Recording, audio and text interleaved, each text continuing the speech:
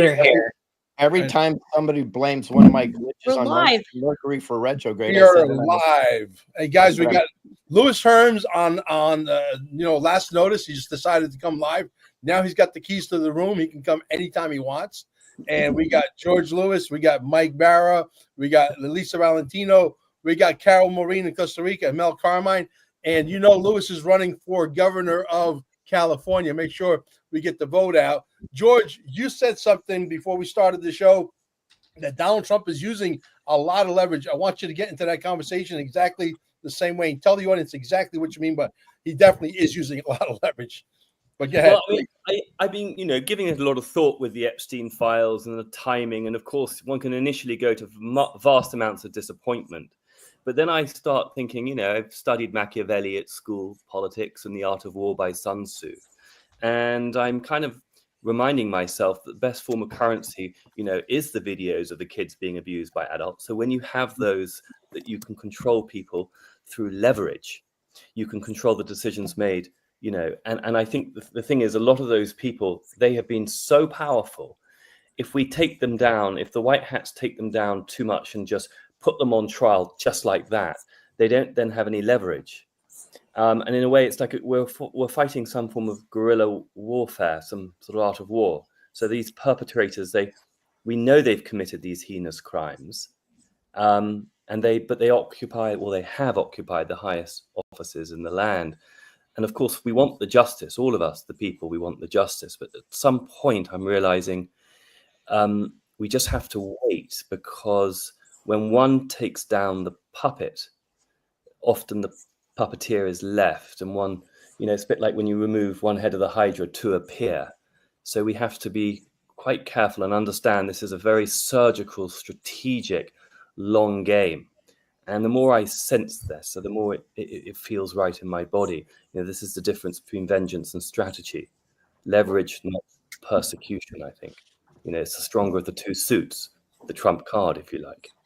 Leverage. Well said. George, I really agree with you on that. And that's what I think's going on, because, we all heard, or I don't know if we reported a couple weeks ago, when the Epstein thing went into the dumpster, and it became kind of a PR disaster for Trump because he wasn't following through on what he said he would do. Now, look, at that time, there were reports out there, and I thought this is probable, is that what had happened is that there were all these people that were especially in government, but government, business, Hollywood, entertainment, all around, that were implicated in all this stuff. If you put this all out at once, they all come crashing down. You don't have an entertainment industry. The financial world is in chaos because these people are going to jail and they're disgraced. And so the economy has a problem, and the government itself could collapse. And what Trump's trying to avoid is not having any kind of government at all. And I think part of the concern was that, okay, well, you know what, we might actually not have a government. Now, to me, that sounds pretty good in many ways, but that all was out there. And I'm like, okay, well, then let's see it, right? So what have we seen now in the last couple of days? Two big events that have been dominating Twitter X, if you've been on there, and are really important.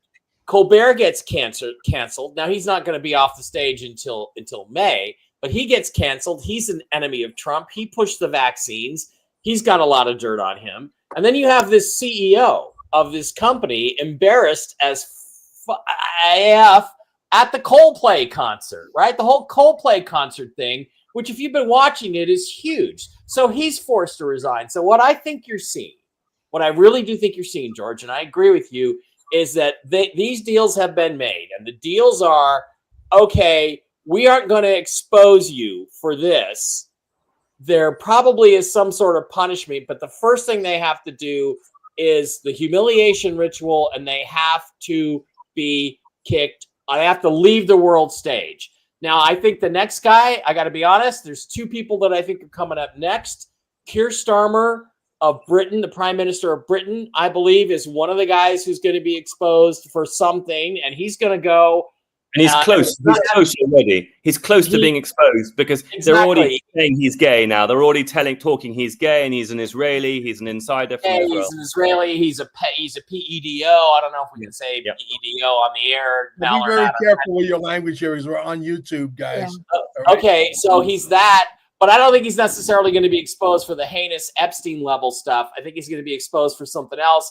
He's going to be forced to resign, and now Adam Schiff is in the spotlights. If you look at that, if you look at all the things on Twitter, there's a lot of stuff with Adam Schiff, and of course you've got Mueller and Brennan and these guys. These guys may have taken a deal. Trump may have offered them a deal because he's trying to preserve the hierarchies and structures of the current society that we have. But what I'll tell you just real quickly is I believe that's what's happening. And it's not a coincidence to me that the CEO loses his position and gets humiliated publicly, and Colbert loses his position, gets humiliated publicly within just a week of the Epstein list thing being taken off the table, in essence, by Trump. I don't think that's a coincidence. I think we're going to see boom, boom, boom, boom, boom, a whole bunch of these things happening. And I think I will just warn them, though, if you're trying to preserve the old hierarchies and structures in this environment of the shift, I wish Laura was here, the shift to the global sovereignty movement, it's not going to work. It's not going to work. And then Mel, same thing too. XRP is taking off. Gold is taking off. Silver is taking off.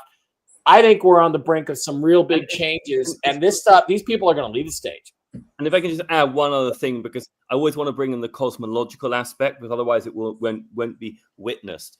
It is not just by accident that Saturn is in his weakest state for 12,000 years. What do I mean by that? We have a Saturn-Neptune conjunction at the world axis, 0 degrees Aries.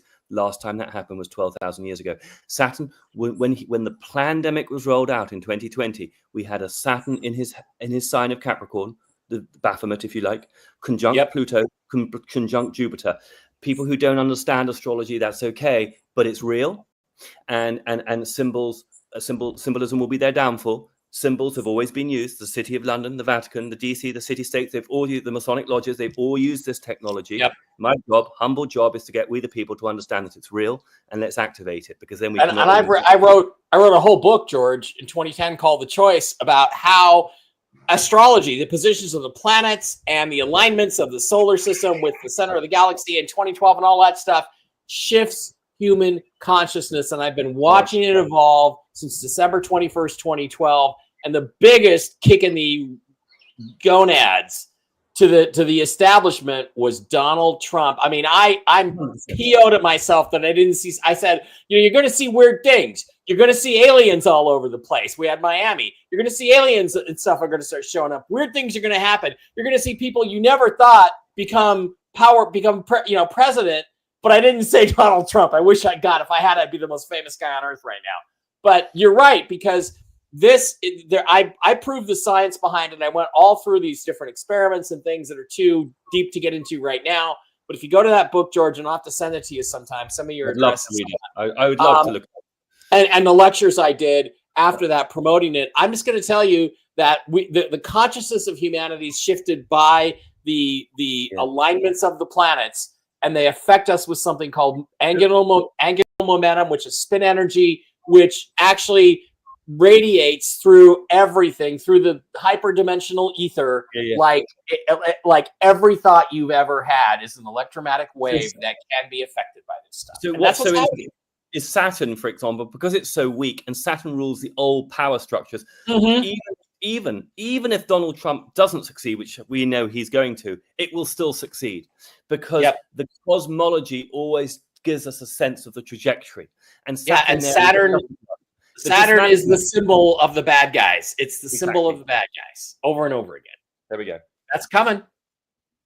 Yeah, absolutely. There are people who didn't take deals. There are people who didn't want to cooperate. You're going to see them in handcuffs. Absolutely. Well, my question is simple. When this movie plays out and everything we predicted, most of it is going to manifest, because it's really fun for a lot of us to really watch the movie and hit everything with almost pinpoint precision.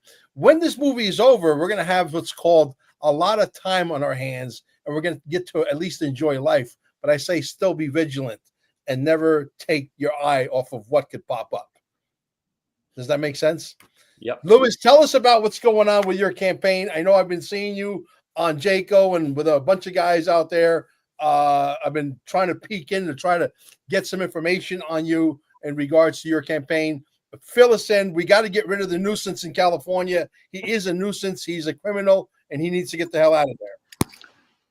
Well, my campaign is very unique in a few. In fact, I just posted right before I came on here is I will be the only gubernatorial candidate that's embracing a Q conversation. Whoa, how dare he? You know what I mean? So we can have conversations around that, whether people agree or disagree. I'll be the only one that's going to actually have that conversation. So the top 10 things, you can Google it, Grok it, Chat GPT it. The top 10 issues in California are not even the top 10 issues. We've been full for God knows, probably 1,000 years, but at least the last 100 years with political bullshit that people are buying in to these things. So there's been a division that's created. I'm sorry, folks. It's Democrat, Republican. That's an intentional division that prevents unity. They prevents people from thinking for themselves because they get lazy, and on every election, they vote the D's and they vote the R's. That's all they do. Therefore, the Democrats have been able to pull their BS for a long time, and the Rhino Republicans, under the guise of being Republicans, have been able to be part of the captured operation as well. And guess what? We are the ones that are captured. So the three real conversations that you don't hear any candidate talk about, and this is what motivated me to get in the race, is human trafficking is the #1 revenue source in California. I'm sorry, not one candidate is mentioning that. It's not even in the top 10 conversation. Why is that? Election fraud is real. That's not even in the conversation. And the political parasites that have been running our world for 1,000 years is not in the conversation. Those are the three. You fix those three things, everything else comes along. Right? But why are they not talking about it? Because they're all controlled. Mm-hmm. All the candidates are controlled. They're actors. They've been actors for a long time. So we are having a movement. They've already said I'm the anti-politician. Well, that's a great. I'll take that badge of honor, right? I'm the we the people guy. Great. I'll take that badge of honor also, because I'm fighting for we the people. And we're going to be honest. We're going to be authentic. We're going to have these conversations. But already within the structure that we've created, we already have the only solution for healthcare and health insurance.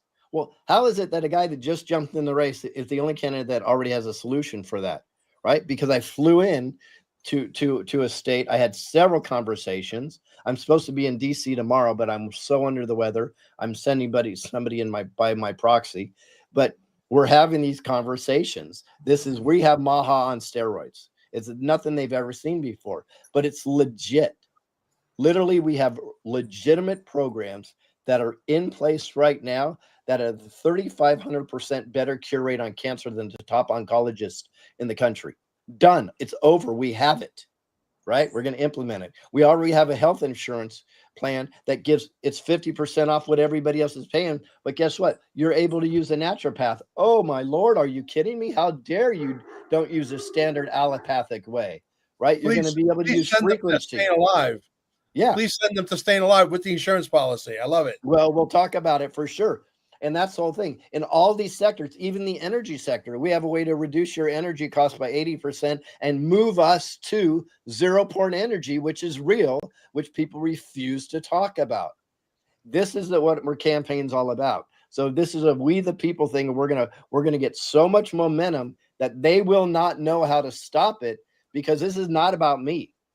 I'm literally a conduit for the information and to take Divine's work and push it forward. And there's no better time than now. Because in some ways, the new Atlantis, the new Republic, doesn't actually have a political system anymore. You're right. In fact, you know what one of my assistants said, George, by the way, you have two great names. George is my father's first name, and your last name is spelled like mine. So we're already good friends. And you have the H in the middle. I mean, it's a win-win-win. So, but the reality is it's very interesting. And here's the way one of my assistants, and she's actually somebody I'm sending to DC on my proxy. She said to me, she goes, Lewis, you're not the governor. She goes, in fact, that's a bad title. I go, it is. She goes, you're the guardian. Beautiful. She says, and I say, I'll take it. You know, if I can be the conduit for we the people. And if anybody's followed me or listened like Carol has, I'm always asking we the people, what do you think? Where should we go with this? How does this work? How can we make this better? Right. So my ear is to the ground constantly. And we're so excited about this battle. And it is a battle. We're not naive for that. And we know we're going in the underdog, but we're already getting enough traction that there's some concern in the Republican camp right now, because we're in a jungle primary. So guess what? An independent conservative like myself can absolutely take the whole thing and they can't stop it. And I love the fact you call it Guardian, because it reminds me of what Carol was saying just before you came on air about the grandma energy. See, it brings in something very ancient and long lasting and real. Yep. And you know what? And I'll take that title. If I can help be the guardian, that's good. I don't want to govern you. Who wants to be governed? In fact, if anybody understands what my platform I've been running for several years, oh, look at that. Screw big gov. Screw being governed. We're not interested in that anymore. Exactly. Yeah. Exactly. That's about as short of a little speech I can give. All my energy's gone for today, Mel. I'm going back to sleep. Yeah. You're good, Also- bro. You're doing a great job. We want you to win because we got to get the shit show out of our lives forever. The bottom line is, we know that Donald Trump is a Q president, even though he makes it so obvious. He makes it so obvious. You got to be stupid, deaf, and blind not to be able to see all the comms that he's definitely on board with Q, right? And now, hopefully, God willing, we're going to get you in on the West Coast and get you as the governor or as the guardian. I love that, the guardian, not the governor. You're not going to govern anything. We don't want anybody to govern our mente, okay? Right? That's where the word comes from, govern mente, to govern your mind. And so that'll be great, man. That'll be fantastic. So when does the race actually start? Because I'm not up to the speed as to the dates, etc. Well, it really starts whenever somebody throws their hat in the ring. So the first person throws his hat in the ring, and it kind of starts with that. And there's a bunch of people jumping on board right now. So it's been going. It's going to ramp up here really quickly, especially for our campaign. We're in the midst. We just changed over our website. It's looking beautiful. Anybody could check it out at hermsforcali.com. By the way, Cali is an acronym, and it stands for California as Liberty Intended. So you're going to see a lot of hats that just say Cali on it, and that's going to be California as Liberty Intended. Okay. I will literally go over the issues and solutions ahead of time. I'm not going to hold back. We're going full on with this. I have teams. I have health advisors. I have energy advisors. I have anti-human trafficking advisors. You name it. We're election advisors. The top people that you know of when you hear, oh wow, I know that person. That person's all about election reform.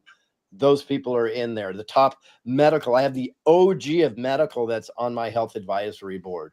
And we got you in the documentary, DearMrPresident.net. We got you labeled running for governor of California. Oh, okay, cool. All 9 yards in the documentary. Elisa has seen it already. The first cut. What's her name? Carol Maureen has seen the second cut, and we're hopefully, when I get back from Dallas, we'll be on the third cut and close to final edits, and then we're ready to rock.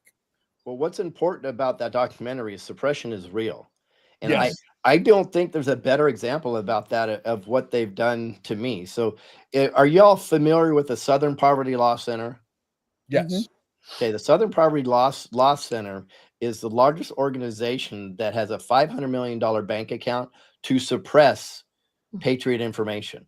Yeah. $500 million to suppress it. I'm their number one target. I'm the only guy that was listed 3 different times. Everybody else is listed once, right? My 3 organizations were all listed. All it is a dog whistle, and they embed themselves within. I'm sorry, X. They embed themselves within X. They embed themselves within Facebook and so on and so forth. And certain people are targeted, and then they go after them. I actually got Grok to admit a few days ago that my account is highly targeted and suppressed. Grok, and I was talking about an X account of all things. And so here's the way it works. So my previous account, I don't know, it was 60, 80,000, and even under Elon Musk, it got deleted. That's right. He owned the company. I put something about the Khazarian Mafia. They deleted the account completely. Gone. Then I just happened to have an old account I used for marketing a long time ago called @WowLouis. And I said, well, let me just start posting on there, right? And now it got up to 16,000. So I said, Grok, because I knew I'm suppressed. I said, and I just had not recently, one of my posts hit 3.2 million views, but not because of me, because I literally texted 50 of my friends and I go, guys, get this out. They're hiding it, right? And then they got it posted up. Luke, can I ask you a question? Sure. Lewis, I'm curious to know, do you think Elon Musk or whoever that entity is deleted your account, censored you because you're too far ahead? Q can only be witnessed by 10% of the population, believed by 10. If it gets too big, it splinters the long-term trajectory of saving Israel to last because it brings it out too early. Or do you think that is a conspiracy in itself? Do you think that in a way is the white hat conspiracy? Or do you actually think there is a long-term trajectory? You're just too ahead.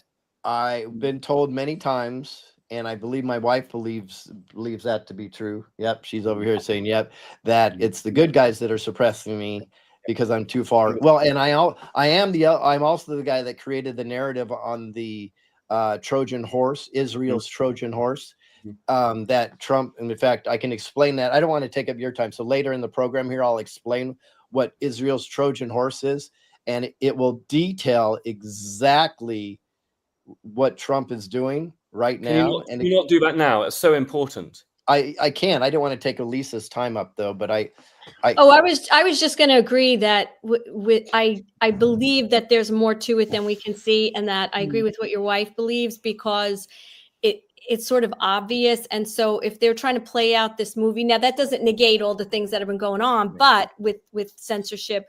But I do think that if this is a movie, and you know what does everybody that makes a movie want to ensure? That nobody knows the ending before it comes. So it does make sense to an extent that there's strategy to that as well. And Israel, of course, holds a lot of, let's just say, emotion in this country for a lot of people. Because the false narrative with Israel and the Bible. Yeah, I mean, you can't even bring that up. Like I'm on Long Island, and you know, a lot of my friends and business associates are Jewish, and you know, it's a very sensitive subject. You know, so they have to handle that a little bit with kid gloves. And when we talk about things as if we are taking them for granted and understand we've done our research and we know what's going on and we're Q followers, it's kind of like they want that to be controlled in how it comes out, right? Because people can, you know, have a lot of upsetment and, you know, cognitive dissonance and all that. But no, go ahead. I would love to hear what your thoughts are. What George was saying. On two of my films years ago, one of them being 2020 Vision 5 years ago, I got a call from somebody very prominent, and he says, "You're way too far ahead on this narrative." He says you're not going to get any traction here. In fact, you're going to be suppressed. He goes, years from now, the time will come where you need to re-put this out because you've nailed it. Right? He said that years ago, and I called bullshit on it because I was so comforting. Yeah, I was so naive that years ago I called bullshit on. I go, whatever, that doesn't even make sense, right? And then I started to see it in real time, and then I really studied this, the art of war, in detail, and then I started to say, okay, what's going on? In fact, right now, a month ago, nobody was talking about Epstein at all, and Obama wasn't possibly going to get arrested. Hello, what's happening now? All the Democrats are screaming for the Epstein information, right? The news media is talking about Epstein. That's ultimate art of war right there. Absolutely, that's what's going on. He's nailing the art of war. It's now, very good news. Yeah, when you know it, you see it. It's like this: art of war, art of war, art of war. So I don't even get triggered. I'm not even. Now I don't like his language. I don't like him virtually calling his supporters fools. But what you do is when you call your supporters fools, what do you get? You get all your enemies to now be your allies. So it's freaking genius if you really think about it. But here's the Trojan horse, and I've been saying this for about probably over a year now, and Carol's probably heard it a couple of times. But here's what it is: Israel for last. Okay. Well, if you really study the origins of what Israel really is, it's kind of a Rothschilds, Khazarian mafia creation. It's not even really Israel, and I know that freaks people out, but that's true. just, That's totally true. these are facts. Yeah. And what you're dealing is you have fake Jews and real Jews. And one of the mistakes people make in the Patriot movement is they demonize all Jews. That's a huge mistake. It's not. In fact, I've been called an anti-Semite and a Jew lover within the same hour, right? Because I have an authentic conversation of what's really going on. So I'm going to give you an idea. So what does it appear? This is Art of War. What does it appear? Trump put a bunch of Zionists in his cabinet, right? Yeah. Trump is pro-Israel all the time. He's got about 5 people like a Leo Terrell and people around constantly saying, Israel, Israel, Israel. Oh, we love Israel. Israel's everything. It's amazing. These are the people he surrounds himself with. Okay. While he's doing what? Let me ask you a question. Who runs Big Pharma? Khazarian mafia. Let's just call it the fake Jews. Who runs the media? Who runs the banking system? Right? Who runs the medical industry in general? Who runs the energy sector? Who runs education? All right. These are all the fake Jews that run those systems. What systems are falling apart right now? Big Pharma, the media, the banking world, education, the energy section. Think about that. So what he's doing is he's cozying up to them like they're the best friends, while he's taking a jackhammer to their foundation. The ending may not be for everyone. Right. Right. So, he's destroying all of these entities, but you know what they can't. You know what they can't do to him? They sure can't call him an anti-Semite, can they? Right. Should we crack open some champagne now, guys? This is right, great. Right. So you see my point? So that's a Trojan horse. So he goes in there as their best friends, and he's absolutely disseminating their infrastructure. So they're going to fall on their own weight. Mm-hmm. Now, for some reason, when I talk about these or post these things, I get suppressed like absolute crazy. So suppression still exists. It still exists. And we're going through a time like we did. Carol, you probably remember this in Truth Tour 2. There were 2 weeks there that if anybody said screw Big Gov, Truth Tour, or Louis Herms, they lost all their social media accounts. Yeah, I got a strike on YouTube when I interviewed you way back when. For nothing. For nothing. It's just because my name was involved. And because now they make it up as they go along. What's that? They make it up as they go along. Right. So now that's happening again, probably because I announced my run for governor. So now people are saying, well, I even put you in AI and it deletes your name. You know what I mean? When they're trying to do something in regards to AI. So this is bigger than we could possibly imagine. We know one group is after me and they're worth $500 million. Can you imagine what else? And it's not about me. This is only because I'm trying to tell the truth and I'm only supportive of we the people. I'm not in support of governance whatsoever. But the 2 things that I think are the biggest, if you want to go to suppression, Mel, I should have told you this a long time ago. I lost my first YouTube account when I put a 15-second video up that said, manifest your destiny, we the people won. That got my whole account deleted. Yeah. Deleted. Now, we made a legal appeal and got it back, right? But that got my whole account deleted. Can you imagine that? So we know one thing is they don't want you to know anything about the power of manifestation. Right. Absolutely. And they definitely don't want we the people to have the power. The other thing that gets my account deleted when I try to empower people to stand up, right? I'm called an anarchist. I'm called a violent perpetuator. It's crazy, right? And all I say is go into your boardrooms, your school board meetings, and say, I will not have porn in our libraries. Done. 50 people go in with the exact same message. You're going to win every time. Woo, delete. How in the hell is that a message that should ever be suppressed? Exactly my point. I think I'll step off my soapbox now. You know what? Imagine if I don't know if we could fix it fast enough. Hopefully by the end of this year we can. Maybe I'm delusional. Hopefully I'm not. But there's going to be a very strong First Amendment backed up by what Mike always says, a Bill of Rights, an Internet Bill of Rights that says you can't not fuck with the First Amendment ever again after we got it, because our forefathers didn't have a looking glass. They couldn't have seen 300 years into the future and say, oh, by the way, in 2025, they're going to be highly technologically advanced. Let's put it in there that the big techs can't screw with Lewis and Mike and Mel and so on. So they didn't put it in there. Now we have to fix that. First Amendment has to reflect modern day manifestation, correct? What's going on right now currently. And we have to be able to really put something that's ironclad that they could never, ever challenge ever again. I think if that was in place right now, your chances of winning would be like catastrophic to the status quo. I think we're still going to win. Because here's the strategy. Look I'm suppressed. I can't get over 400 views without my friends helping me on account. By the way, 16,000 followers, according to Grok, should get you 5 to 10,000 views per post. I can't get over 400 without my friends helping me and jumping in. So that's how suppressed that account is, right? And then I asked Grok, and I said I spun it in a way that Grok had to tell me, yes, X suppresses accounts. Literally, they told me. I got the quote from them. Of course, I posted it, and that didn't get over 100 views. Yeah.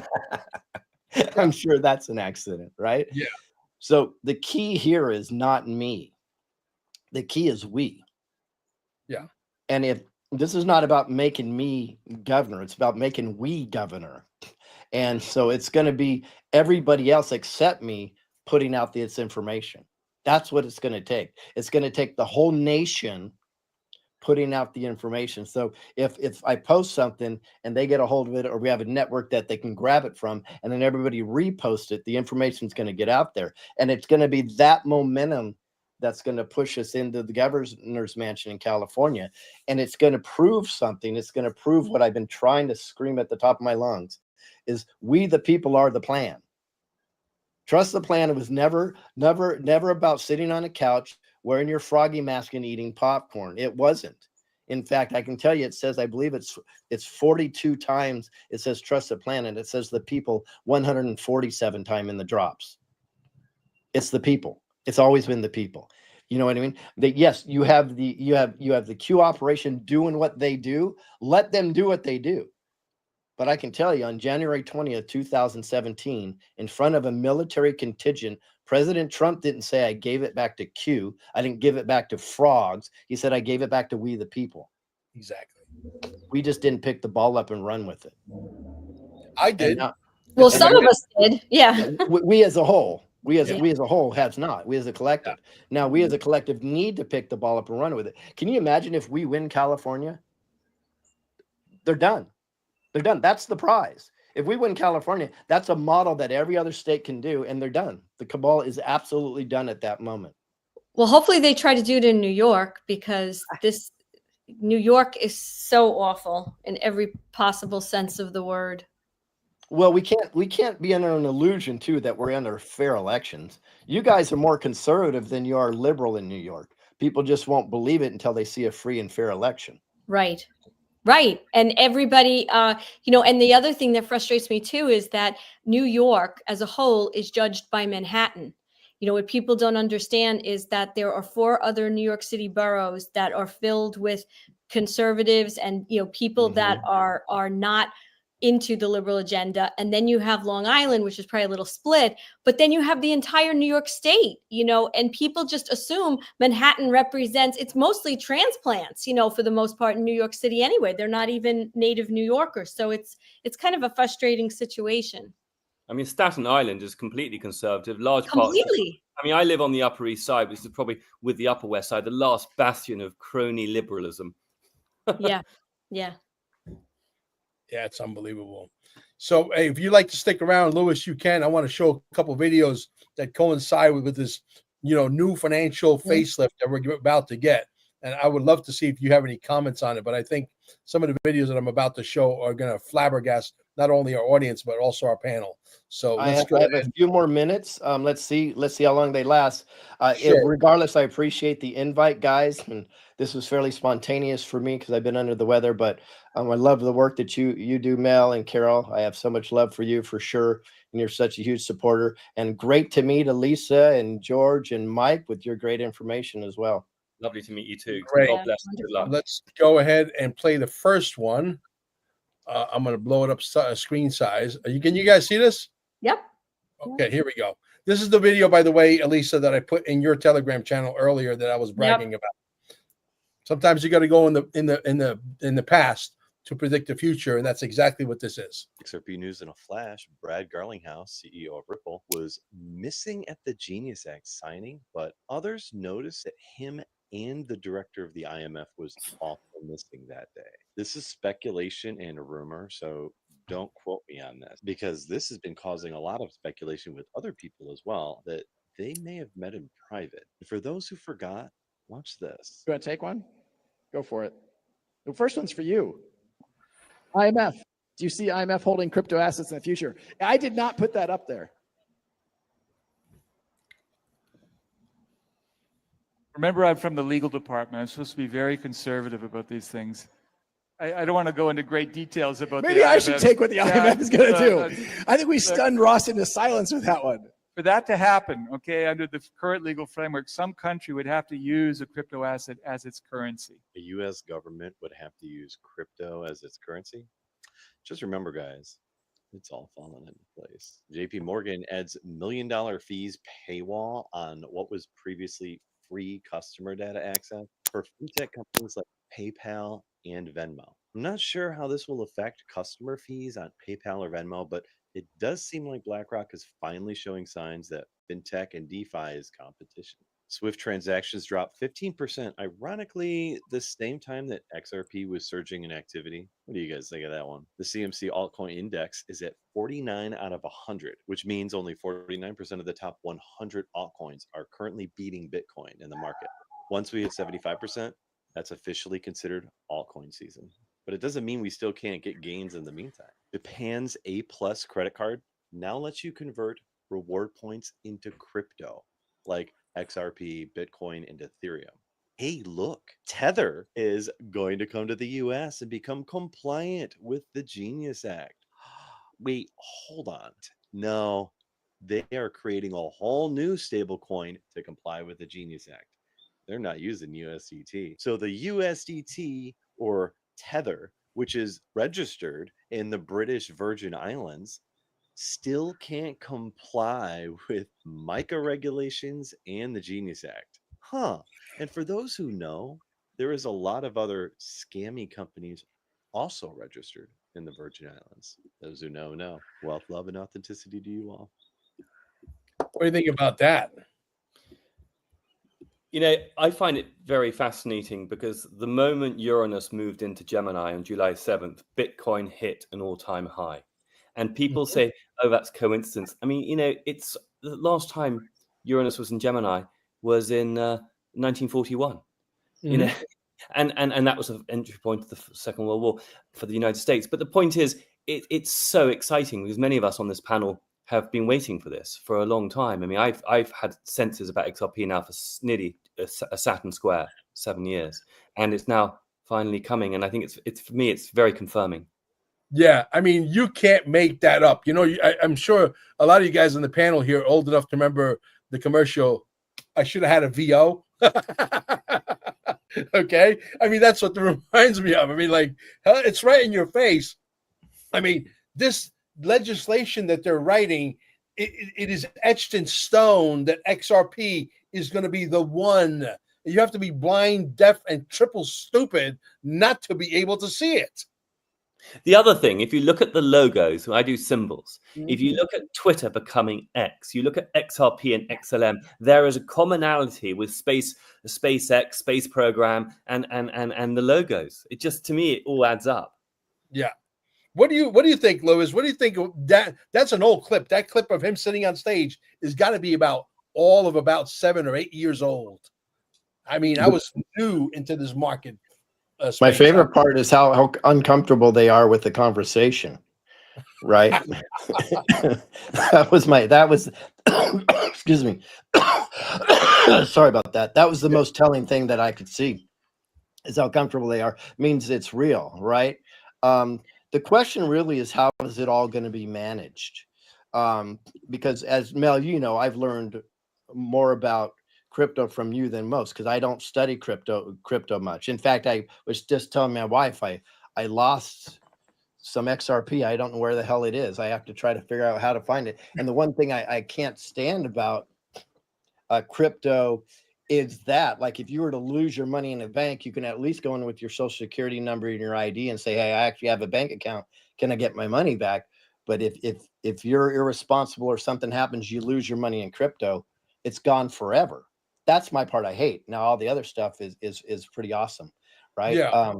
I've been looking at XRP for a long time, because it's the only one that made sense to fit into what the future is and the requirements are, and in regards to blockchain and everything else. It's the only one that really seemed that it fit. And then when I saw that the deep state attacked it the way they did, and when it was pulled off of all the platforms, at that moment, I knew that was the coin right there. Absolutely. There's no question about it, but I'll tell you something else. You know, there's something going around the internet right now that it looks like Donald Trump is going to allow the banks to have the central bank digital currencies. You guys heard about this, right? Mhm, Okay. yeah. And one particular guy who's a friend of mine, Jesse, the guy I dubbed the guy in the garage, the guy that curses more than a drunken sailor, he's out there saying, oh my God, he's going to allow this. But Jesse's a really nice guy, and he's a really smart guy, and he knows a lot about a lot, but he doesn't know a lot about cryptos yet. So I have to take him to school. So I sent him his own video back, and I said, dude, take a chill pill, relax, breathe. I says, these things work perfectly well peer-to-peer. You understand? I said, if I want to buy your house, your pickup truck, your Ford parts, by the way, he sells Ford parts. You should get, if you're into vintage Ford trucks, buy parts from Jesse. Okay. And I said, I could buy your Ford parts. And if you have XRP or XLM or XDC, I could send the money directly to your wallet. I said, do I need a central bank digital currency to do that? You think that Donald Trump can sign it into law that the central bank digital currency is going to be another bridge that we need to go through by law in order to pay each other? No. What they know this. And Mike, you can chime in. George, you can chime in. They know this, and this is why they're in a panic. That's the Trojan horse too. Yeah. Is let the central bank feel like they're going to be part of digital currency while you're cutting their knees off. Exactly. And that's what Donald Trump is so good at. I like the analogy that Lewis, you were saying earlier about hugging the enemies. You know, you're almost bringing them into the fold and making, you know, it's you know, make your enemies closer. It's the art of war writ large. It's perfect. Yeah. You guys want to chime in on that central bank digital currency, or am I full of shit? Well, you're always full of shit, Mel, but this is just Lewis, have you seen the trailer to the documentary coming up? I saw the one new that one. was sent to me 2 weeks ago. Is it the same, or is it? I saw two. I saw the original, and then I saw the second trailer. Oh, the one you're in. Yes. Yes. The thing is, Mel. Sorry. The thing is, Mel, is that Marjorie Taylor Greene introduced a bill this week to ban a central bank digital currency. So the bill that was passed, she's now specifically adding to that, saying it can be used for everything, but it can't be used to create a central bank digital currency. That will be outlawed forever. And then, you know, you have the fact too that El Salvador has already done this. They already designated Bitcoin as their means of exchange, as their, you know, and that will be superseded by XRP when the time comes, which is coming very, very shortly. So we've already got one country that says we want to do our transactions in Bitcoin, but that's clumsy and it's slow, and they're gonna pivot to XRP, which means people who hold a lot of it, like Mel Carmine, I'm going to be asking them for loans. You know, hey Mel, you want to take my mortgage and I'll make the payments to you instead of a bank? What this guy writes, crypto's backed by nothing and it's worse than fiat. Obviously, this is a very ignorant person. okay, who doesn't know shit from Shiola, as they say. I don't know how it could be worse than fiat. I don't think that's Yeah. that's possible. Yeah. Well, I'll tell you, there's one way it could be worse, which is that you don't actually have paper currency you can exchange. And that's one advantage of fiat, because that is essential for privacy. And I think Trump was even speaking to this today, or somebody else was, that's important, basically saying that whatever new thing we go to, there's going to be cash. You have to have cash to create that level of privacy, because anything that's online can be hacked. Let's face reality. It's called I believe rainbow currency. I think they Yeah. already have it Right. all designed already. I believe there's going to be a connection, to be honest Yeah. with you. I think they're going to be linked together, not actually separate in the future. Yeah. You And wanna if say- we have, what they're saying, if we're having with the quantum financial system, and we have privacy through Q phones and can't be hacked. So we're moving into that right now. I agree, Mike, it could, but going forward, that's the plan. So it's all private. Exactly. This is a 35-second video. I want you guys to try and guess which cryptocurrency out of 49,000 cryptocurrencies is Donald Trump describing. Okay, here we go. Many Americans are unaware that behind the scenes, the technical backbone of the financial system is decades out of date, many, many years out of date. You know that. Paul and others are straightening it out, but payments and money transfers are costly and take days or even weeks to clear. Under this bill, the entire ancient system will be eligible for a 21st century upgrade using the state-of-the-art crypto technology. Who would have thought we would have been saying that 2 years after? Yeah. Many Americans are unaware. Think of that. behind I mean, which one do you think he's describing out of 39,000, however many there is? There's so many programs going on, tokens being built in the garage, etc. Pretty obvious. I'd say the Actually. Trump coin. I bet you it starts with an X, Mel. The other thing is XRP, this system, I mean, I know I'm going to sound crazy and galactic. This has been used in previous civilizations before the Atlantean.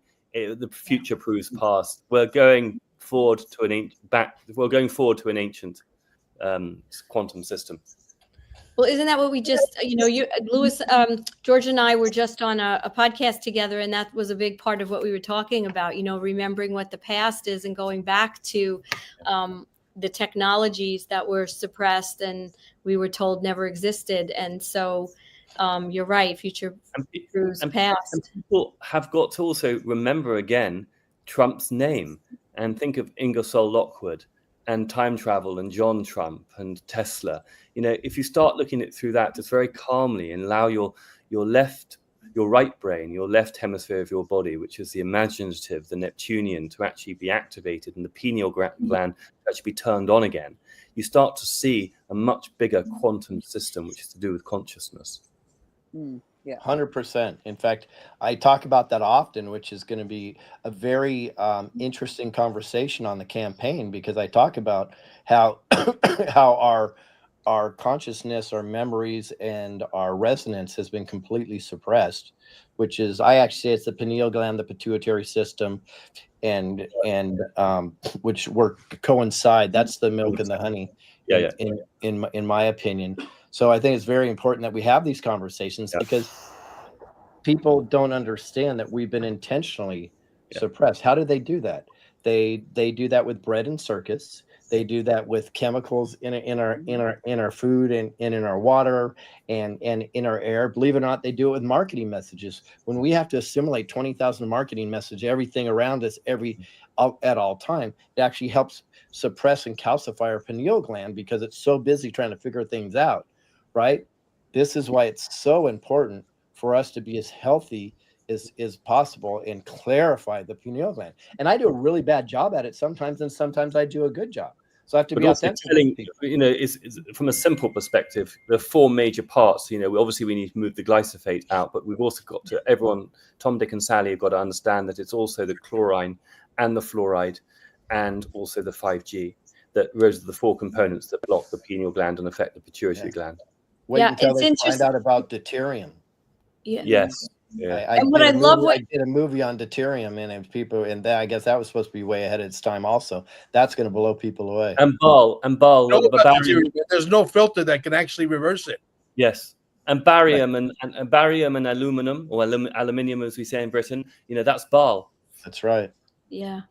Louis, what I love what you're doing on, the political stage, like it's just so important. Like, I'm a life and health coach. And so when I'm working with people, going through life transitions, that's my specialty, divorce, things like that, I'm always, one of the hardest things to let people know, like people feel helpless, and trying to explain to them how much power they really have. That is like weaved through that's what my coaching's mostly about. I mean, yeah, they get information. I help them get through these different processes that they're going through, but to make people realize that the words we use, that's another way that, that we've been controlled. Everything that we eat. And it's like retraining people to just have that sense of understanding that you can't just live in a vacuum with this. You have to really embrace the power that you have. And that's more important in many cases than what they're telling us we should be worrying about. They're telling us we should be worrying about something. There's probably a cure and a way that we can control it within our thinking, our thoughts, our words, and the way that we approach our lives. And I love that on the political, I mean, who has done that? Nobody has ever taken those concepts to the political arena. Well, they're definitely, they don't talk about the importance of frequency and loving yourself and speaking into what you want to have. They don't talk about the way the medical mafia runs things, but all their focus is on system management. Think about that, symptom management. Yeah. Why on earth would you ever focus on the symptom of anything, right? Does that mean, like, so I hear a knock in my engine, so instead of fixing the problem, I just want the noise to go away, right? Yeah. I don't care that it's blowing everything out and I'm pouring exhaust out of the back and my engine's about ready to explode. I just don't want to hear the noise. So you know what I'm going to do? I'm going to just turn the radio up, and now I don't hear the symptom anymore. Right. Or you just paint the dashboard. You just paint your control panel black so you don't have to see it. That's what the medical mafia does. So 80 to 90% of the issues that we have are nutritional or environmental based. Yeah. 80 to 90%. Yes, less than 3% of the education in the allopathic system is what? It's nutrition and environmental. So the doctors are never working on, okay, what causes this? How can we help you fix the cause? I used to work with some practitioners and it was amazing. And we had an 80 to 90% recovery rate from diabetes and reducing their numbers and getting them completely off of medicine by doing one thing, and that was changing their nutrition only. Yeah. Only. And you had people getting off of dialysis, getting off their meds, and their numbers looking really good, and then feeling a lot healthy by changing nutrition only. But you know what that does? That will bankrupt the current Rockefeller medical system. So we're going to have to transition, and we have some ways to do that through the campaign. And it's only a couple of generations away. I mean, my grandfather came from Italy. The first thing he did was buy property, right? All immigrants know they got to buy property. And the second thing was start a farm. I mean, he lived in the middle of East Harlem in Manhattan. He had a farm in the backyard. So what did they do? They got us away from growing our own food and having control over what we put in our bodies. So we're really only 2-3 generations away. And like George always says, it's about remembering what we did and bringing that back. It's not really inventing. George. Yep. Yeah, that was the extra fee of that time, buying properties, renting them out. My uncle made a lot of money doing that. Yeah. Okay? And then he parlayed that over into Section A, and then now he owns a building in West Orange that's like 282 apartments, that is not Section A. Done very well from pizzas. I have the feeling the people, though, largely, not exclusively, who are going to really be very wealthy in XRP are going to be the humanitarian archetypes, the healers, because I think those are the ones who got in, and I think they are going to really help because they will spend that money truly altruistically towards building healing temples or whatever their projects are, help humanity. And you understand the AMAs, the automatic money management, whatever it's called, what is that? MMAs, money Maker or something. You know about that, Mike? No, not really. No. Where you're just basically staking your cryptos, where it's making money for you all the time, like a perpetual money machine, and you have your money staked where there's gonna be people making $20-30 million a month just on their interest. What are you gonna do with all that money? It's like that money screams to go and do something with that money so you can make this world a much better place. I can think of a few things, Mel. Like opening Staying Alive franchises in every city. That would be a start. Let's do that. You're really loud. Carol, you've been very quiet there today. What are your thoughts about all this nonsense? Well, I'm thinking when I got into XRP like 5 years ago, like a little bit, test it out, was this country singer from Kelowna, BC. And he was in the States, but he was talking about it. But he held something up, and it was a George magazine, and I can't remember if it had an XRP or XLM symbol in the George magazine. So I thought, I guess. Do you remember that? I don't. Yes, 100%. I'll have to ask Right Side Blonde because she's got every magazine. I think I feel XLM is going to be on a similar parity to XRP, because to do with the new consciousness is the balance between the masculine and the feminine. I sense XRP carries a solar energy, and I sense XLM carries more of an earth-based energy. Yeah. I think this is my favorite part about making a lot of money, and we got the right leadership in place. Thank the Lord. Okay. No taxes. I've been yelling and screaming about no taxes, no property taxes, no income taxes, no taxes. Right. And here it is. Let's play the video. This is a really cool one. No taxes on your crypto? Well, yesterday, the United States Treasury removed all crypto broker reporting rules, basically meaning that anytime you transacted with digital assets in the past, you had to report it to the IRS for tax purposes.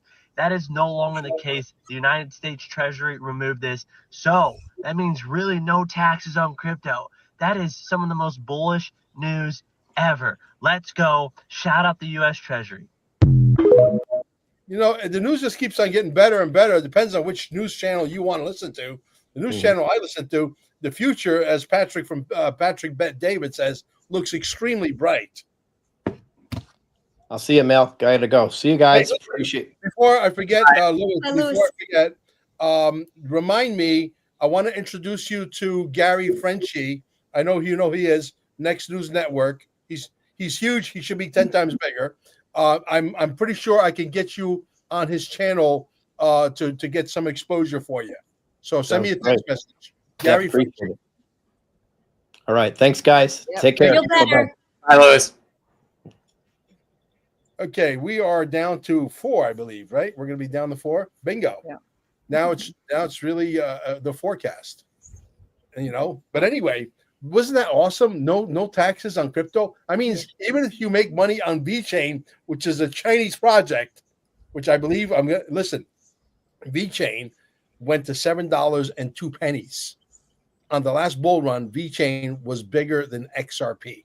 Go look it up. Okay, 702. Okay, I don't know, but I'm willing to sacrifice my VeChain or half of it or whatever, and I believe it's going to go much higher this time than the last time. So, what do you think of that, Mr. Mike Barra? You don't own any VeChain? I'm sorry, which thing? VeChain.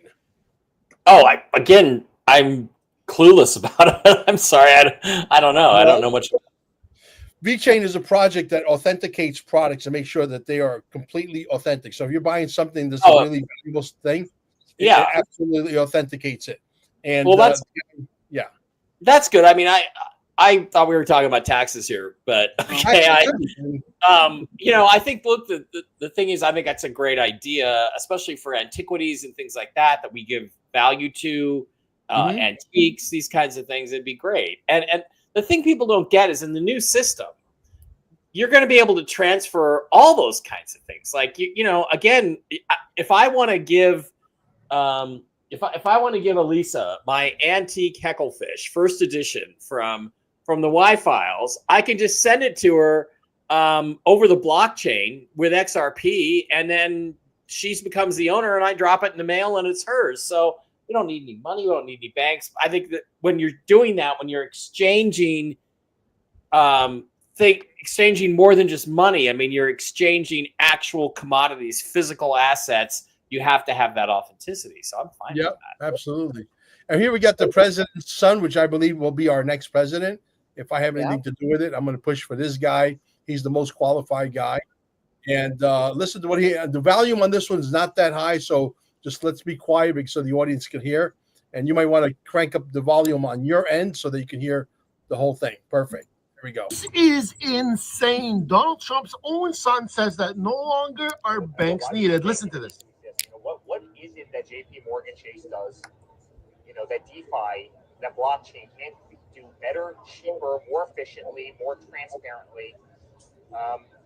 Hence really the creation of this idea, and really hence my entrance into the cryptocurrency world. And I think it's going to solve a lot of problems.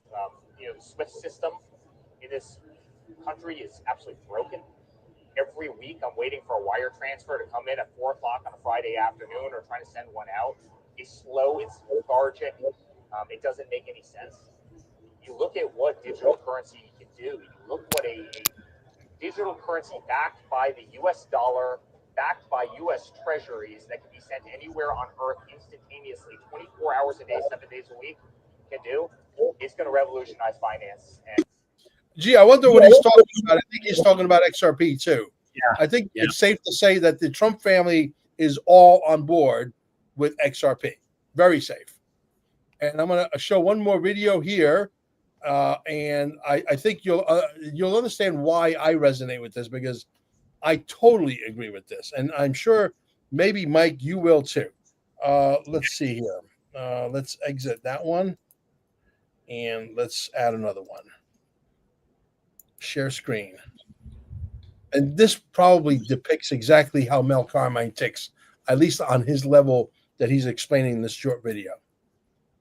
Okay, share. Give me 1 second, guys. Pause it, cue it, enlarge, and go. Ever fucking talk about my feelings with another fucking dude. But you don't mean that. That's too far. I mean, no, I'm that guy. It drives my wife fucking crazy. No, I don't want to talk about my feelings. I'm one of those fucking old school guys. When you talk about men's mental health and that men have to carry this burden and that's what we fucking do. Guess what? Somebody's got to get up. I have a family, right? I have children. I got to get up every day and go to fucking work, and I have to, do what I have to do. And no, I don't. I'm give a shit about my feelings. You see these guys these days on fucking social media, like, hey, fucking, you know what I'm saying? Just talking about their bad day and this happened and I'm fucking, right. Man, shut the fuck up. Oh, I know. Get up. Oh, I know. Get the fucking work and do what you got to do and be a fucking man. Be a man. I tell you. Just be a whatever. I say we need men back in America. That depicts what I foresee America to be like down the road, because you know what? I'm done with the freaking soy boys. I'm done. Okay. Mike? Like you're asking, put me on the spot. I agree with him. And I think men have been taught to be wimps and simps. And, and in the last 30 or 40 years, and to be soft. And I got to be honest with you, Mel, if you want to lose a woman, be that way. We have to be stoic. We have to be strong. We should not be looking for that kind of comfort from our women, because it makes us look weak to them. And I think when you go through that litany of emotions, which we all have, humans have, and I'm not like that guy. I do have feelings. Things bother me, but I hide away and deal with it. Or find somebody I can rely on. Okay, you guys want the female perspective? Yeah. Yes. Okay. I agree that men have been demasculinized and it's been absolutely awful, and women do not want soy boys. I mean, at least this woman doesn't, and most women don't, right? Men are men, women are women. There's no question about that. However, the extreme of I have no feelings. And a woman also wants to know when they're alone, when it's just the two of them, that there's the ability to connect, and that Right. he's understand, because we have a lot of feelings as women. We want to know that we're safe in that perspective, that they Right. want And it's a very fine line the man has to walk, because if you're too emotional, she will start to view you as weak, and you just can't have that and That's have a relationship. emotional. That's not expressing feelings. There's a way to express feelings in a masculine way, and there's a way to connect in a way that does not take away from masculinity. And I think what the media and the movies and the whole power structure has done over the last number of decades is to show men as women. And that's clearly not what anybody wants. Carol, Right. I mean, there's more gay men in lead roles on television and movies now than there are straight guys. That's just Carol, what do you think? Well, I think every woman wants a Rhett Butler for, hey, make me surrender. Also, all the baldness. I mean, grass doesn't grow on a busy street. So hair connects you to your feelings. And that's why in the hippie days, all the men wanted to get into their feelings, so they grew their hair long. But it's a connection to the feelings, to the bodies, because hair is like an antenna. It's like a psychic receptor. Yeah. Yeah. Well, it's also connects to the body. How do I feel? It's about the body has the feelings. The brain has no feelings. That's a hard drive of the computer. So you're saying Mel is the most masculine guy on this show? He's well, I said grass doesn't grow on a busy street. So okay, so I'm just also what I'm covering a lot of this up here. My mom would add that it doesn't grow through cement either. Yeah. Well, a dandelion can, but yeah, Mel's got lots of feelings though. He just doesn't show them. Well, this was a he's a little expensive. Made a cameo appearance. He's welcome anytime he wants. Guys, we got to get the word out there. We got to get the nuisance out of our balls in California. Okay, we're going to get rid of that asshole. He's a criminal. He's a criminal. He should be locked up. And one day we're going to see the arrests. But right now, Trump is doing this so methodically. Please appreciate the man's craft. He knows what he's doing. He's doing stuff that today it looks really bad, and then 3 weeks down the road you say, "Oh, how genius!" Really, you know what I mean? Give the man a break. He's human. I mean, he didn't have to do this. He could have just went off and did his own thing, and he had all the money in the world: jet airplanes, houses, golf courses, hotels. He's got it all. He didn't need to do this. Yes, he's going to make some money. He's going to recuperate the money that he lost becoming president. He lost at least $5 billion doing that the first time around. He's going to recoup that by a factor of 100,000 times, especially because the crypto game is in play and the kids understand that crypto game, especially Barrett. And because he has 30 million in Iraqi dinar sitting in his wallet too. So that's going to help personally. So he's going to I do believe the Iraqi dinars will revalue at the right time. There was a very impressive video not too long ago with yours truly, a short little clip that somebody clipped with Mark Z. And I put that everywhere because, to me, hey, you produce great content. I'm going to push you out there.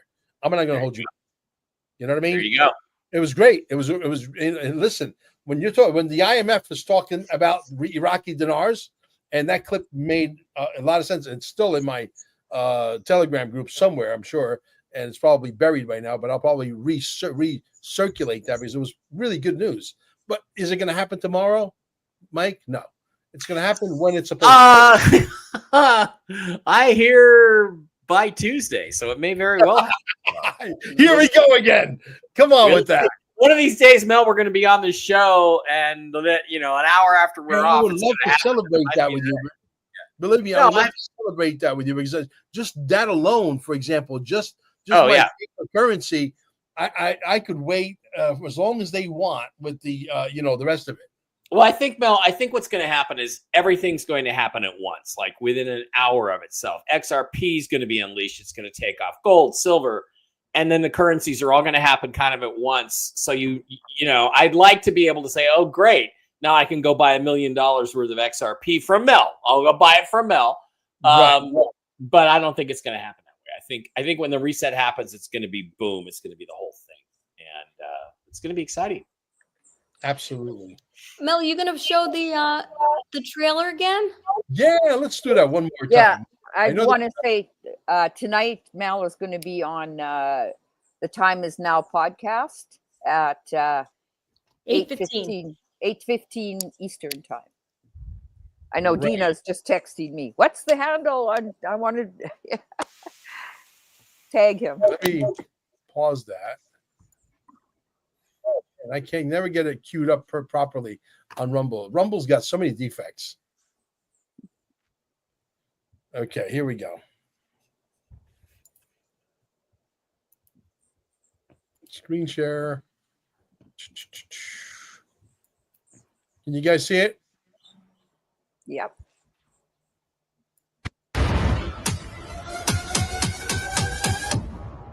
Dear Mr. President. Dear Mr. President. Dear Mr. President. Dear Mr. President. Dear Mr. President. Dear Mr. President, when did freedom of speech become a crime? In the land of the free, voices are vanishing, opinions are policed, truth is under fire.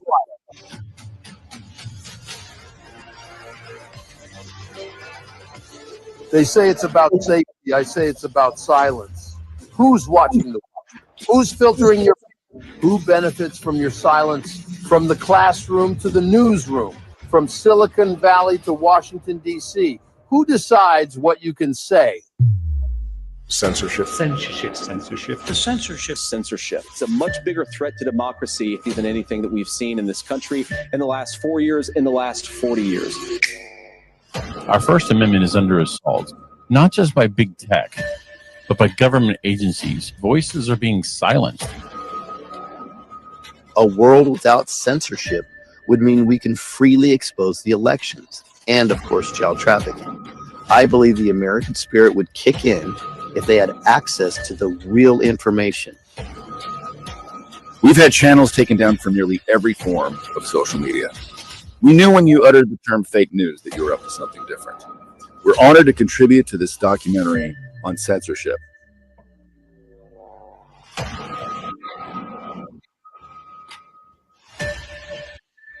I have only one thing to ask. I just only want to see some accountability from somebody. Just pull that pin and throw that grenade already, buddy.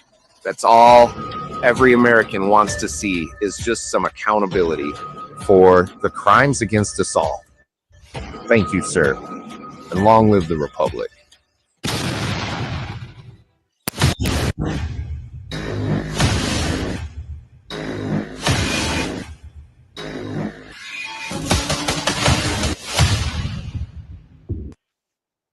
Very cool. Kudos to our staff. Yeah. Staff. This is Our Nigerian staff, yes. Thank you. Yes. Oh, yeah. Yes. I But put a anyway, clip you in, did a great in job. the present. If you want, it's 1 minute. If you want to play it, something like Yeah, which one is that? I just put it Yeah. into the present. Add to the stage. How do I Story with do Laura that? Logan. Miss Logan. Thank you, Senator Johnson. 1 minute. Hello, everybody. I was asked to testify on media censorship and the First Amendment, the importance of free speech. And I do want to say that it is an honor and a privilege to be here with all of you and with you, Senator Johnson. Thank you for hosting this rogue committee. It's important to all of us, because of everything discussed today, that we address the vital principles and values that exist really only in the United States of America. And that said, these are the worst of times for the media in this country. We live in the age of information warfare, where propaganda is not simply a weapon, it is the entire field of battle. This is a war for our minds that is aided by advanced technology, and we have never been here, not in all of human history. It is a moment when we as journalists should stand together, united, and regardless of politics, we should fight for the truth and we should fight for freedom. Well, I like it so much so that I'm going to ask you to send me that clip if you don't mind. I did. I put it in Dropbox. It says new clip, Oh, good. Laura Logan, because you asked me to clip out what Yeah. I thought was good. Yeah, It's because right at the she's beginning. That's as much as busy. I could take out. Yeah, if she's too busy to get me a clip, I'll use that gladly. No, you can use it plus get a clip from her. I mean, Yeah, it brings that human voice to prove that it's even gone to, The you know, Senate- to, I don't know what it is, you know, a testimonial to a committee.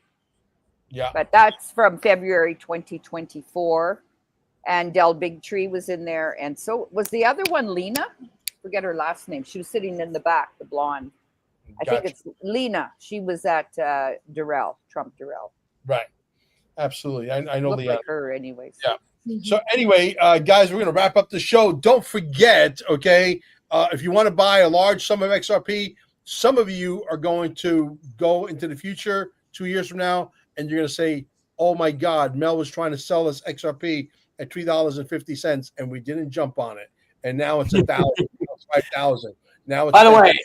Okay. Mel, on my show today, my remote viewer, Jen, she's pretty good with financial stuff. I had her look at XRP, or somebody asked a question, and she said $10 to $12 by the end of the year for XRP, which I think it should go higher than that, but that $10, $12 is an extremely ultra conservative number. Yes. Yeah. Yeah, So absolutely. Yeah. Actually, the guy asked in the question specifically, will it get to $10 to $12 by the end of the year? And she said yes. So that means it could be $10 to $12 in August, and then it could be $150 by December. We just don't know. When they're ready to go and they need to move all the money on Earth, that's when you need to strap your seatbelts and activate your airbags.